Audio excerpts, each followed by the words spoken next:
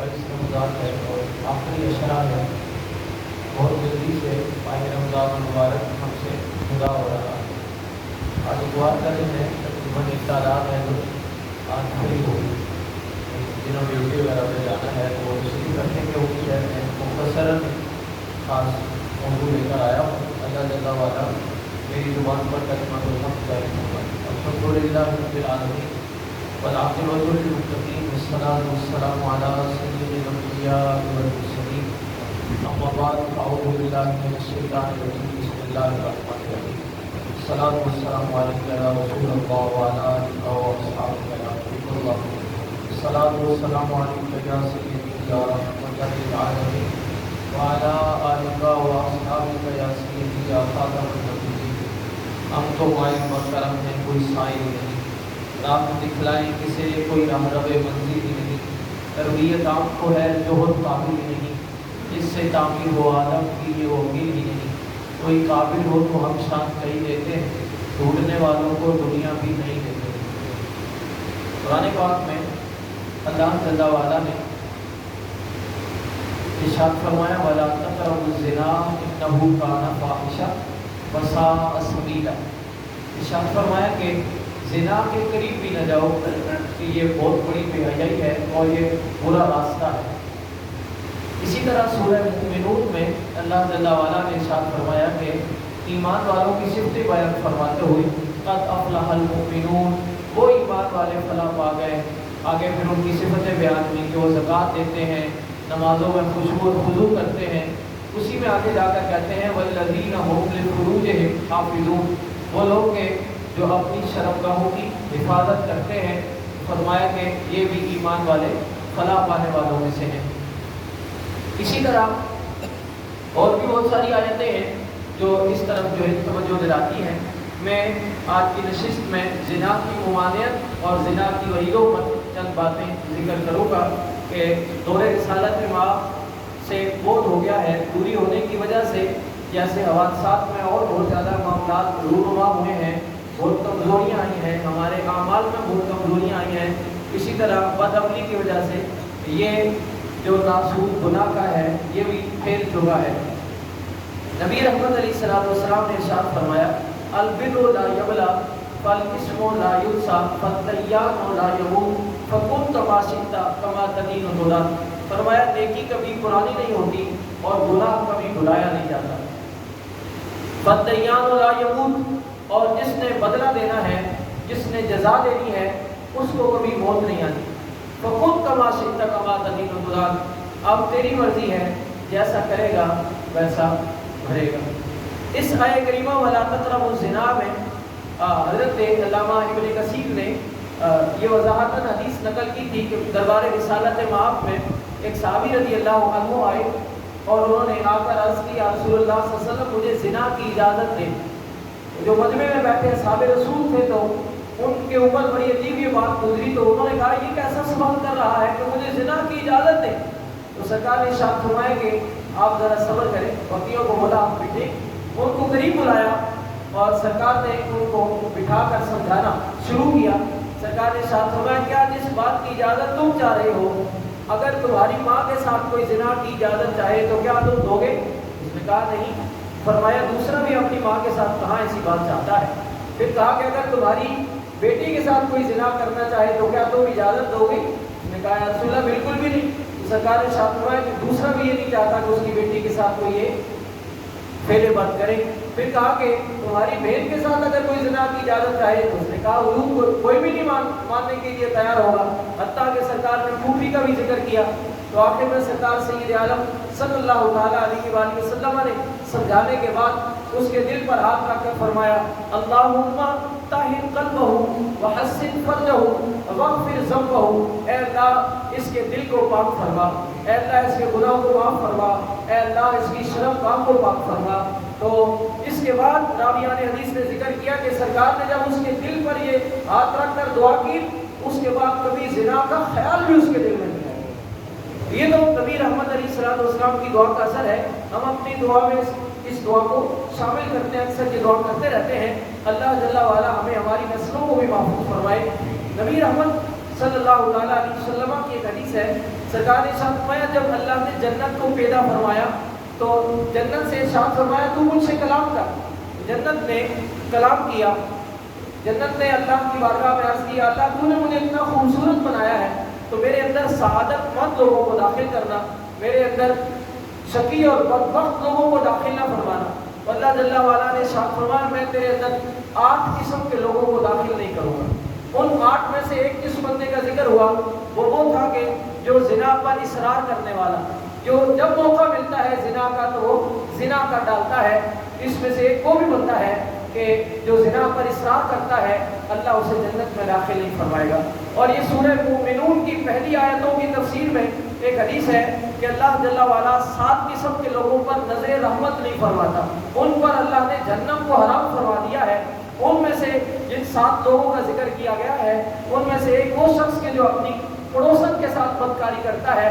یہ پڑوسن کا ذکر اس لیے کیا گیا کہ اکثر آنکھ مچولی پڑوسن کے ساتھ یا قریب میں لوگوں کے ساتھ ہو جاتی ہے تو جو دور ہوتا ہے تو وہ کبھی کبھار ہوتی ہے, لیکن آج تو ذرائع اتنے تیز ہے کہ دور نزدیک کا کوئی معاملہ نہیں ہے.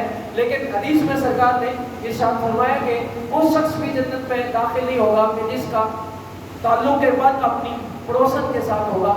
حضرت امام جوزی رحمۃ اللہ تعالیٰ علیہ نے بحر الدموع کے اندر ایک حدیث نقل کی ہے کہ نبی رحمت صلی اللہ تعالیٰ علیہ وآلہ وسلم نے ارشاد فرمایا کہ جب اللہ تبارک و تعالیٰ نے عورت کو پیدا کیا تو شیطان بہت خوش ہوا. شیطان نے کہا کہ یہ میری وہ امراض ہوگی, یہ میرا وہ تیر ہوگا کہ جس کو میں جہاں ماروں گا وہاں ٹھکانے کر لگے. اگر شیطان کہیں گناہ کروانا چاہتا ہے تو اگر اس کو کہیں استعمال کرتا ہے تو یہ تیر صحیح ٹھکانے کے اوپر لگتا ہے. میں نے وہ معراج کی جو آیتیں ہیں سورہ بنی اسرائیل کی پہلی آیت اس کی تفسیر میں تفسیر ابن کثیر میں معراج کے دنوں میں ایک حدیث پڑھی تھی. نبی رحمت صلی اللہ تعالیٰ علیہ وسلم معراج پر تشریف لے کر جاتے ہیں اور سرکار نے وہاں بہت سارے لوگوں کو عذاب میں دیکھا. ان میں سے کچھ وہ بھی لوگ تھے کہ جو مرد تھے ان کے سامنے بہت خوبصورت بھنا ہوا گوشت رکھا ہوا تھا اور ایک طرف گندا اور غلیظ بدبودار گوشت رکھا ہوا تھا. وہ گندا اور بدبودار گوشت کھا رہے تھے اور صاف گوشت کو ہاتھ نہیں لگا رہے. اسی طرح کچھ عورتیں تھیں کہ جو گندا اور بدبودار گوشت کھا رہی تھی اور صاف گوشت کو ہاتھ نہیں لگا رہی تھی. حضور نے جبرائیل امین سے پوچھا جبرائیل یہ کون مرد ہیں اور کون عورتیں ہیں؟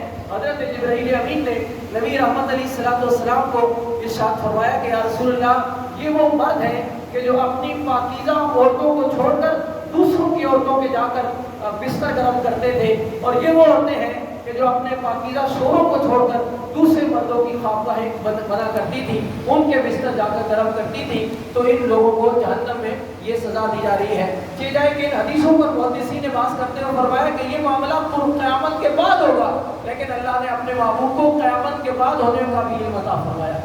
اسی طرح حضرت مختار کاکی رحمۃ اللہ تعالیٰ علیہ بہت بڑے اللہ کے ولی ہیں. یہ آپ نے یہ کتبوں کا دور پڑھا ہو, رضیہ سلطانہ کا, اور اسی طرح یہ لوگ شمس الدین التمش کا دور کسی نے پڑھا ہو, تاریخ میں کوئی تاریخ کا اسٹوڈنٹ ہو, اس کا نماز جنازہ حضرت مختار کاکی کا جنازہ اس نے التمش نے پڑھایا تھا. تو حضرت خواجہ مختار کاکی رحمۃ اللہ تعالیٰ علیہ کا ایک رسالہ تھا تصوف کے اوپر. اس میں ایک بات انہوں نے لکھی کہ حضرت آدم علیہ السلام نے جب پہلی مرتبہ سیدہ حوا سے وظیفہ زوجیت ادا کیا تو جبرائیل امین نے آ کر کہا کہ آپ اس کے بعد غسل فرمائیں. انہوں نے سوال کیا بھئی یہ غسل کرنا پڑے گا اور اس غسل میں کوئی اجر ہے؟ تو فرمایا ہاں, غسل جو حلال غسل کرتا ہے اللہ جل وعلا اس کے پانی کے ہر قطرے پر ایک فرشتہ پیدا کرتا ہے کہ جو اس کے لیے قیامت تک کے لیے مغفرت کی دعا کرتا ہے. پھر اس کا برعکس بیان کیا کہ جو حرام غسل کرتا ہے, وہ زنا کی وجہ سے غسل کرتا ہے, بدکاری کی وجہ سے غسل کرتا ہے, بدفعلی کی وجہ سے غسل کرتا ہے, تو فرمایا کہ جو حرام غسل کرتا ہے تو اس کے ہر قطرے پر ایک فرشتہ پیدا کیا جاتا ہے جو جہنم تک اس کے لیے بد دعا کرتا رہے گا اور اس کے لیے اس طرح کا عذاب نازل ہوتا رہے گا بد دعا کی صورت میں. تو لہذا کہ حلال کا فائدہ ہے شریعت مطہرہ میں اور حرام کے نقصانات بالکل واضح ہیں. میں بات کو سمیٹنے کی کوشش کرتا ہوں. ایک حدیث پاک ہے کہ قیامت کے دن جب جنتیوں کو جنت میں اور دوزخیوں کو دوزخ میں ڈالا جائے گا تو کچھ دوزخی ایسے ہوں گے کہ جن کو دوزخ کے اندر بھی وہاں پر تابوتوں کے اندر بند کر کے رکھا جائے گا. جب وہ اللہ کی بارگاہ میں التجا کریں گے کہ اللہ ہمیں ان تابوتوں سے نکال، تو جب انہیں تابوتوں سے نکالا جائے گا تو ایسے شعلے نکلیں گے کہ جہنمی ویسے ہی عذاب میں ہوں گے، ان شعلوں کی وجہ سے ان کی حالت غیر ہو جائے گی۔ وہ اللہ کی بارگاہ میں التجا کریں گے یا اللہ ان پر لعنت بھیج، ان کو دوبارہ ان تابوتوں کے اندر ڈال۔ ان لوگوں کی بابت بتایا گیا کہ یہ زنا کرنے والے لوگ ہوں۔ بہرحال زنا پر وعیدیں بھی بہت زیادہ بیان کی گئی ہیں۔ میں اختصاراً امام جوزی رحمۃ اللہ تعالیٰ علیہ نے ایک خاص بات کا ذکر کیا ہے، اس کو آج کی نشست میں اپنی گفتگو کی زینت بناتا ہوں۔ کہتے ہیں کہ بنی اسرائیل کا ایک شخص کا بہت متقی اور بہت پرہیزگار تھا، وقت کا بادشاہ بھی اس کی بہت عزت کرتا تھا۔ اس کے پاس جا کر کہتا تمہیں کوئی چیز ضرورت ہو تو میں دینے کے لیے تیار ہوں۔ آخر کار وہ بڑا نیک تھا، اس کے دروازے کے اوپر ایک انگور کی بیل نکلی ہوئی تھی، جب اسے پیاس لگتی تو وہ ہاتھ بڑھاتا تو اس سے پانی بہہ نکلتا، وہ پانی پیتا۔ اللہ جل وعلا اس پر بہت کرم نواز تھا۔ ایک شام کو ایسے ہوا کہ وہ شہر سے باہر رہتا تھا، ایک خوبصورت عورت کا وہاں سے گزر ہوا۔